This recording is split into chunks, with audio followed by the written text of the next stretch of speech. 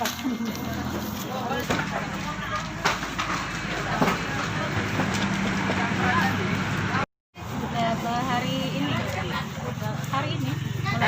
ini mulai pelipatannya. Kalau dapat berapa deh per hari biasanya? 2000 lebih. 2000 lebih suara-suara ya?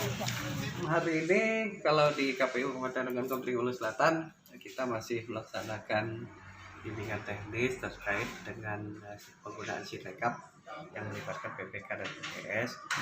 Kemudian pada hari ini juga kita sedang melaksanakan sortir dan lipat surat suara. Lipat ini tujuannya agar kita bisa menyortir apakah surat suara itu ada yang rusak atau yang cacat semacam itu sehingga tidak bisa digunakan. Insya Allah kita jadwalkan 3 hari, tapi mudah-mudahan dengan tenaga yang ada saat ini bisa diselesaikan dalam waktu 2 hari.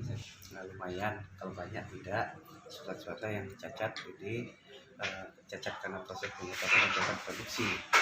Ini ada berapa yang ditemukan hari ini, nanti akan kita jumlahkan, kita akan bikinkan berita acara untuk otomatis dengan adanya yang cacat atau yang masalah ini kan jumlah surat-surat kita akan berkurang, sehingga nanti kita akan mintakan pengganti dari pencetakan.